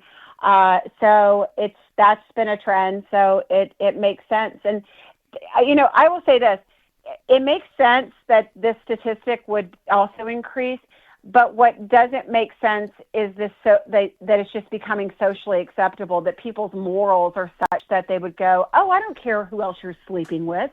It doesn't matter if you've got 5 partners. I'm okay with that. Like, I don't get that. I don't get that at all. Yeah, But well, that's let me where the ask young you, kids too. are. Maybe I'm being sexist in this, but particularly you would think women would go, what are you talking about? You have 5 other women here that were revolving around. It could work both ways. But why? Why would that be the case? And I particularly, Jem, wanted to ask you, we talk in talk radio, not just relationships and the manner that you deal with it, but a whole generation of young people that are having trouble with dating or even asking someone out. Right. Well, it's the conflict skills. They haven't learned those conflict skills. And so they've grown up hiding behind a phone. I mean, these kids had phones in their hands when they were 10, So they're in elementary school texting their girlfriend where we were writing notes, they're texting their girlfriends or boyfriends and breaking up with them. They've grown up in this generation where they don't have to confront anything. So they have no confrontation skills at all. So that goes with bad confrontation and even good. So, So they're used to being behind a keyboard, and it's just how it is. It is how it is. What do you say on your podcast about this? There are people, I don't know if you watch Bill Maher. He's a friend, and last week he had on Scott Galloway, and they were talking about, particularly young men, this is a skill, and you're going to get rejected. I've been rejected, but, your attitude has to be, all right, you move on to something. What do you tell them to do? Because I'm not a fan. I never had to do this. And I get the upside of it. Online dating, you move some of the confrontation. But the amount of lying out there, the artificial nature of this, to me, is very difficult. What do you counsel? Well, Scott Galloway is brilliant when talking about this younger generation and what's happening. And he handled that well in the fact that you have to force them. Like, you literally have to tell them, this is what you're doing, and I don't care whether you want to or not, this is what you're going to do. And forcing them to do it. Where the older generations are, as you said, exactly what you said, they've grown up in this place where they've learned they can't trust the opposite sex. Men don't trust women anymore. Women don't trust men. And so we're in this place now where dating is just out. I mean, it's like so many people are opting out of dating altogether. The app numbers have been going down. The apps are almost dead at this point. People don't want to get on them anymore unless they're hooking up. It's not for love. And a lot of people are just opting out, going, I can't, I don't like men anymore. I don't like women. I'm perfectly happy by myself. And I do want to bring in one other particular aspect that's really, really important here, Dom, and that is the idea that media is feeding into all of this. Every bit of the polyamorous relationships, being single. If you start looking at social media, you'll start seeing where people are talking. It's so great to be single. Women are happier single. Men are happier married, but women are happier single. And people are more at peace when they're single. So we're seeing a lot of messaging. And I guess because I'm in the business, I see a lot of that in my algorithm. But the amount of media sources that are putting out "you're better off single" messages are outrageous. So, this is how we brainwash people, Well, I read a column this week that said, I think it was Barry Weiss, the Free Press, the pressure used to be, you got to get married. What are you waiting for? Now, could the pressure actually be, don't get married? Why are you even considering getting married? I mean, it should just be a natural thing. It shouldn't be a pressure either way. 100%. And so what we are looking at is this divorce generation. So A lot of Yeah. these kids that are growing up now, they've had parents that are divorced, and that's what the parents are saying. Don't get married, The woman will take half your stuff, or he'll cheat on you. And so they're hearing all of this stuff, and that's where they're shaping a lot of their beliefs about relationships and why they're not wanting to enter into marriage, which is why I thought it was so important. We had Charlie Kirk and the messaging that was out there about get married, have children, and was really bringing back those values. I really felt like they were back on, and I feel like they still are, and we've got to keep it up. But that was a conflicting message of trying to say, no, we should be getting married. We need to go back to that. It's good. All right, So- stand by if you can, Jan. I want to talk about the holidays and relationships. One of the most difficult times of the year. We have Jen Sires with us. And again, this is an epidemic, and the media, I agree with her, seems to be egging some of it on. No, there's tremendous upside. I mean, the upside of women having their own career, their own money in this, and not being dependent to have to get married is one thing, versus the joy of this, the natural consequence of this. Why is it fraught with so many minefields? We'll do that next. Dom Giordano, for the record, happily married over 40 years, sitting in on America at Night. This is America at Night with Rich Valdez.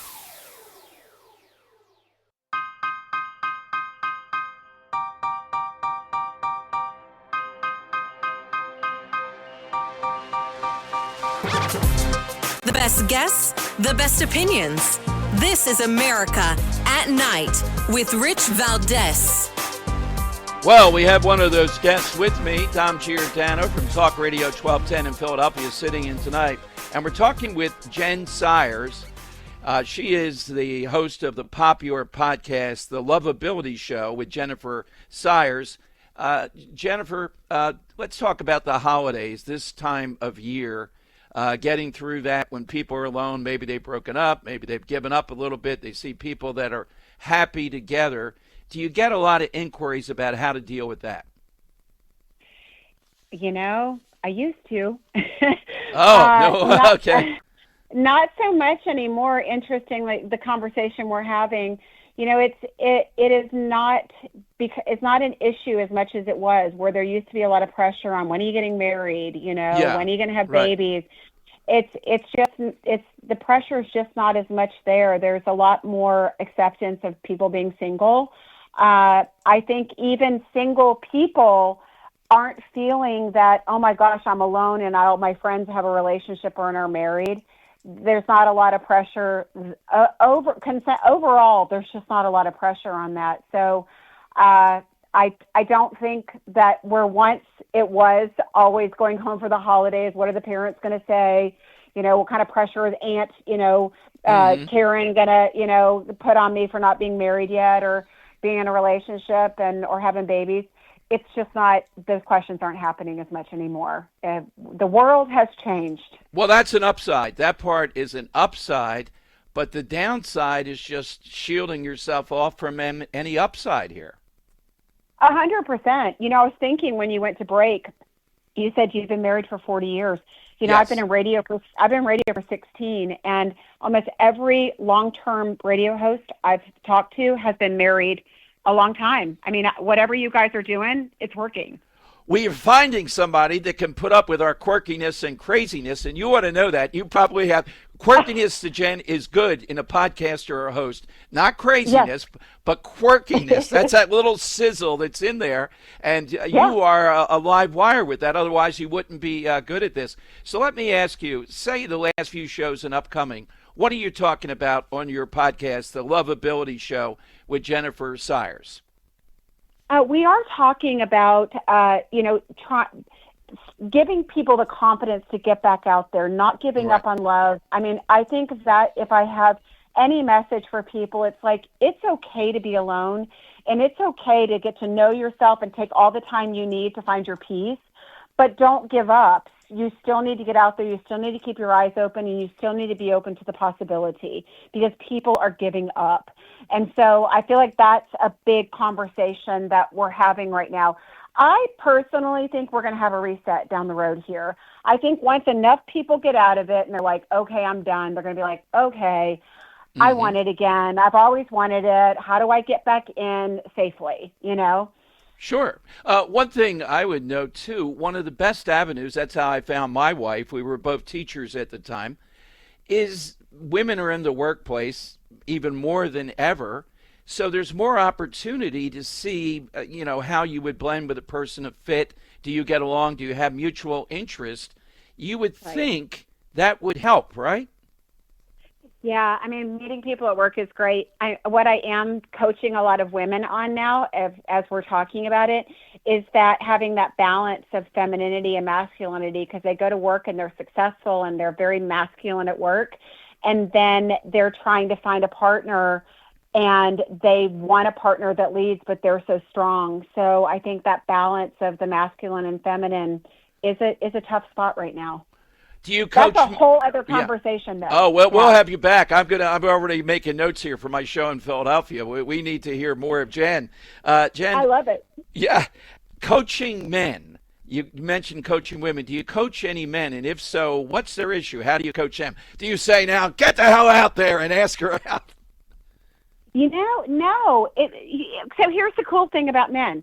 So as women have retreated from dating, men have opened up to relationships. Not that they're not skeptical about dating. Okay. They're just more emotionally intelligent about it. COVID changed a lot for men, where they're like, I want a relationship. I want a serious relationship. I'm open to more than just looks. And I want compatibility. I want a best friend. I feel like men are way more on point than women are these days. Wow. All right. Book it next week. We got to get you on in Philadelphia, Jen. Thank you so much. And again, the Lovability Show with Jen Sires. Is there a place people would go on Twitter or somewhere else to find you? All of the above, Jennifer Sires. And my website is lovejen, LOVEJENN.com. Thank you so much. Have a great Thanksgiving. Thanks for joining tonight. All right, there is Jennifer Sires. I thought a little change. Yeah, the hook was the polygamy thing, but this is a crisis here, particularly from the male side. I guess from the female, but more from the male. As far as I have producers between what we talked about this week on America at Night, not having cash in their pocket ever. They're allergic to it. Remember that. It's also this arena, which is always tough. I mean, no one likes to be rejected. Come on. If you hit 1 out of 20, I think you got a good batting. You don't need to be a 300 hitter in order to be doing well and meeting women. Okay, 833-482-5337. I have another update from what President Trump just said. We'll get to that. You're listening to America at Night on Westwood One.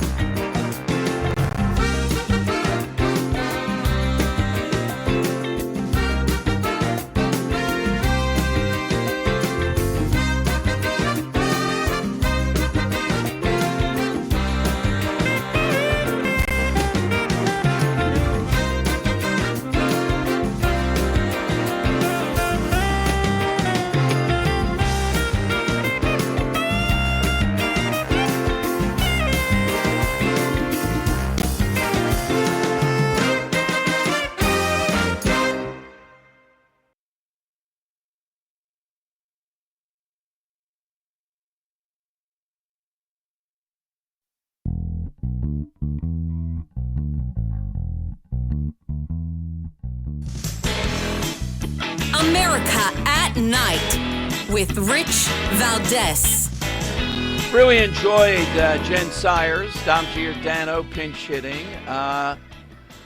She's got a good attitude about this, but boy, there's a lot of sadness in that to me. That's where we are in dating and relationships.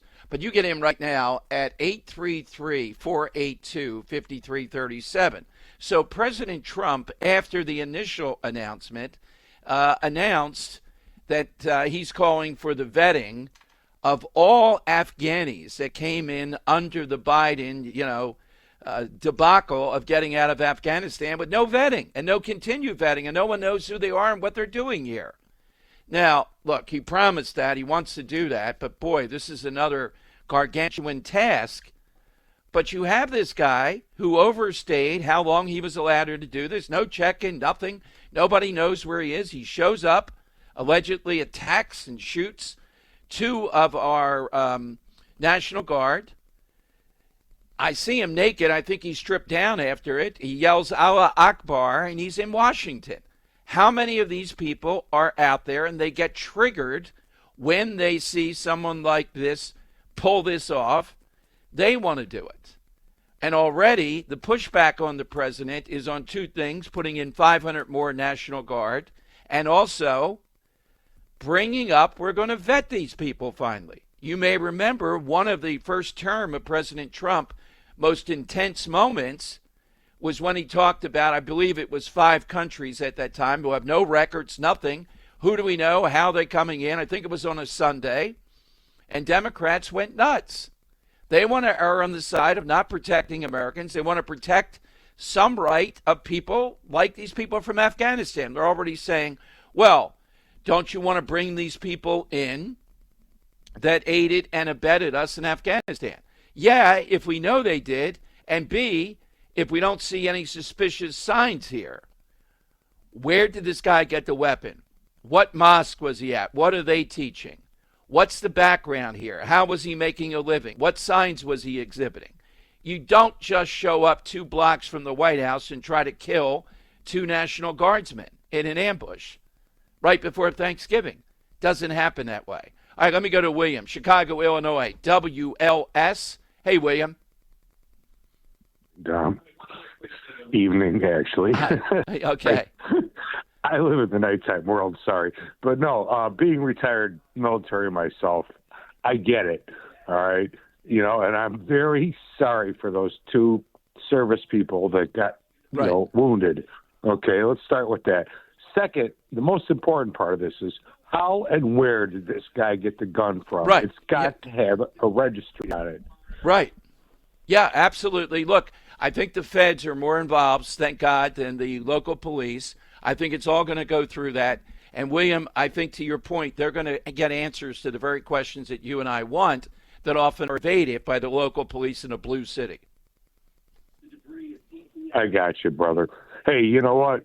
Have a wonderful Thanksgiving, okay? You too, William. Thank you, and thank you for your service very much.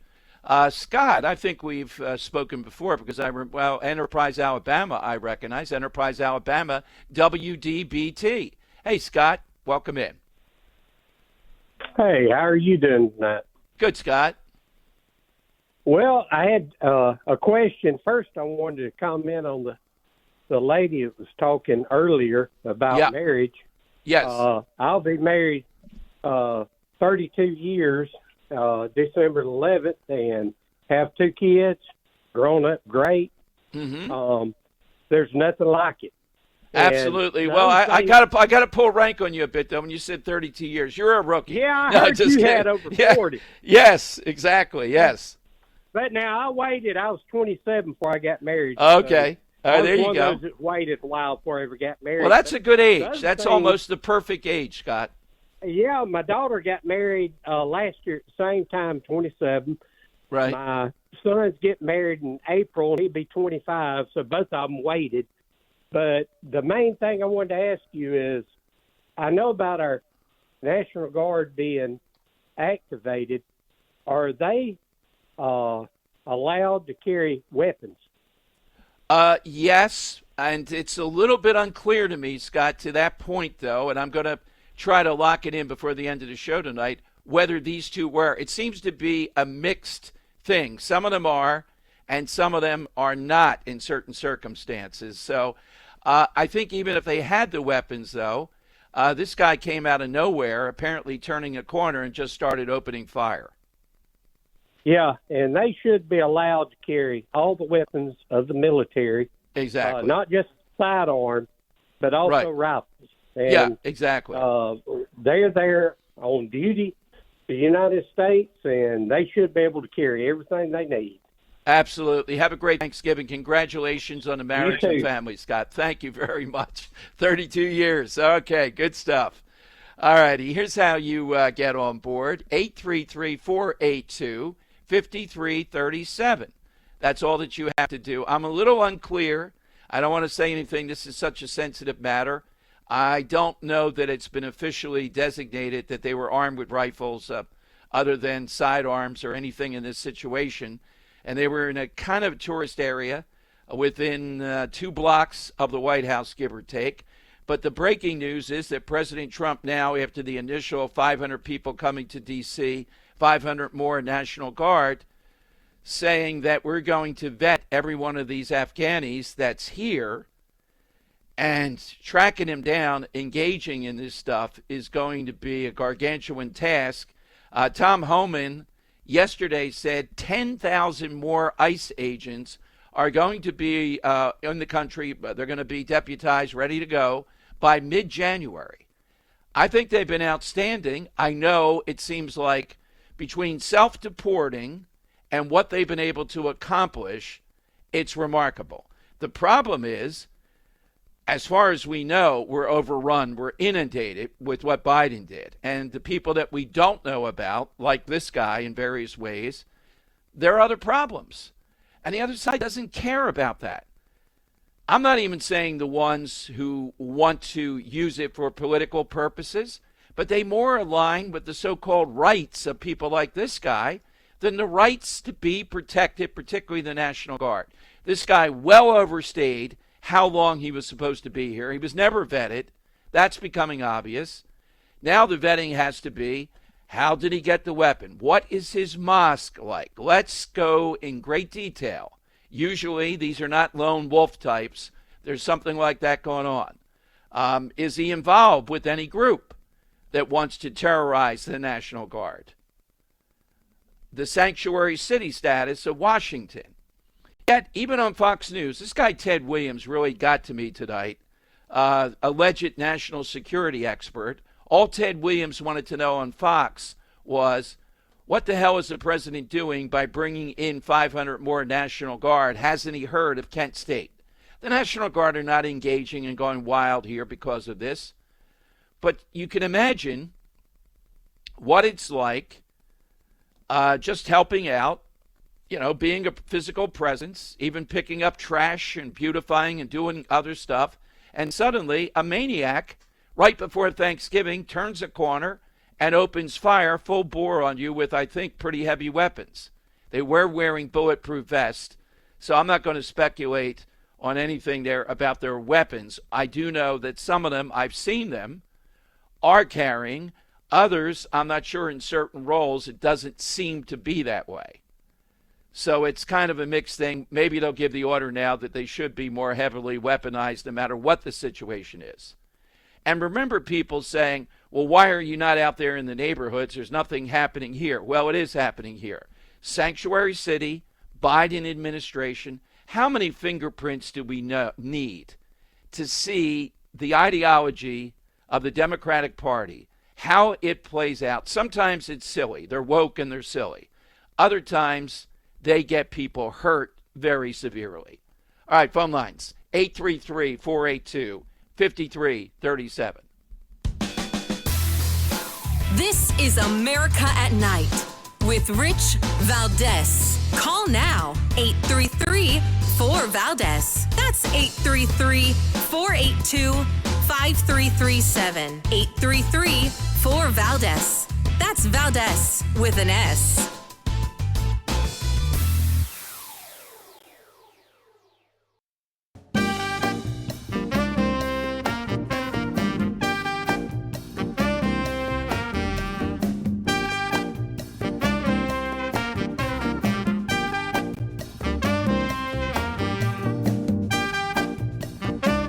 America at Night with Rich Valdez. Dom Giordano sitting in on America at Night. 833-482-5337 gets you to me. A couple of updates. One, J.D. Vance tweeted out in the middle of this, I remember back in 2021 criticizing the Biden policy of opening the floodgates to unvetted Afghani refugees. Friends sent me messages calling me a racist. It was a clarifying moment. What does this tell us? President Trump, and I would be a little bit more buttoned up on this, even though I take the point, I've done Minnesota radio. President Trump also talking about Somali refugees and some of the issues there, Ilhan Omar. And there have been issues. They've all settled in one spot there. I think Maine is another spot. And there have been issues, and maybe some more vetting is needed. So you can see coming out of this what's shaping up. There's going to be a battle here, with bringing in more National Guard. In addition to that, there's going to be a battle over this vetting. Proof again, people here illegally overstaying visas, whatever it might be, more needs to be done. It is a gargantuan task. It is almost too much to imagine, but that's what he was elected to do. All right, let's go to Tony in Montreal, WVMT. Hi, Tony. Go right ahead. How are you? I called into your screener, and I said, I want to talk about security. And I've been in the library all day doing on legal research on what I'm working on right now. And what I hear is another shooting, and it's an Afghani, and it's a person that's unvetted. It's another immigrant. Mm-hmm. Listen, 20 million immigrants came into your country unvetted. And fentanyl comes into the United States and Canada through the same channels. The United States is under a security threat. Numerous think tanks have said that the Chinese have a road and they call it a road and rail type of belt and road. I think they call it belt and road. Yeah. And Synergia Foundation out of India warned the United States about this maybe 5-6 years ago. Right. And there's islands in the Caribbean where they're building airports bigger than LaGuardia. Why? You have Panama, you have China, you have the Russians that are attacking, and now you have people shooting people. And the surreptitious attack on the United States is coming through universities, the philosophies, and the Islamofascists. What I call the Islamofascist movement, it's always violence. People seem to forget we're not attacking moderate people that believe in religious belief in peace. Exactly. And whether you're Muslim or Christian, but what we're talking about is Islamic, militant, Islamist fundamentalists that want to do destruction on the United States, Europe, and Canada. They brought down the two Twin Towers. We have to be 10 times more vigilant than we are right now. Vetting anybody that's illegally in the country should be removed. Look, when I crossed the border into the United States, I've lived in the United States. I had to be under visa. And I lived in Maine, and you are right about the Somalis in Maine. They congregate in one area, and they take over politically. This is the same movement of the Islamic movement in the United States. The Muslim Dearborn, Dearborn, Michigan's another. Tony, thank you. I have some others I have to go to, but thank you, Tony. As always, thanks for your call. Ilhan Omar, President talking about somebody. Just be buttoned up, Mr. President. In other words, I get it now, the righteous anger, the anger over something that obviously didn't have to happen. Let's methodically state, just as I tried to, about Somalis and Omar and pockets of this, and Dearborn, Michigan is a hotbed of this. And what we saw with this guy was emboldened. He could walk around Washington, sanctuary, nothing's going to happen with the police or anything else there. And as we understand it, just pops up and starts firing. They had bulletproof vests. Not sure, don't want to speculate on how they were hit and all that. The bottom line is, though, the president's right on this for sending in more National Guard. Now, if they come in tomorrow, there's got to be some way that America reaches out and there's turkey dinners and all that stuff for them. I'm not sure if they come in tomorrow, separated from their families again on Thanksgiving. And the law enforcement that is working even as we speak, and I heard on Fox would work through the day tomorrow, they're not going to be with their families, maybe 100 of them or more, because this is such a case we have to get to the bottom of quickly. We have to trace this guy's background, the weapon, the mosque, if he did attend a mosque, the family ties, are they there? Are they radicalized? And what is it that would radicalize this guy? Is it something Democrats have been saying? Is it religious? all open questions, to put it mildly. All right, 833-482-5337 gets you to me, Dom Giordano. It's America at Night. This is America at Night with Rich Valdez.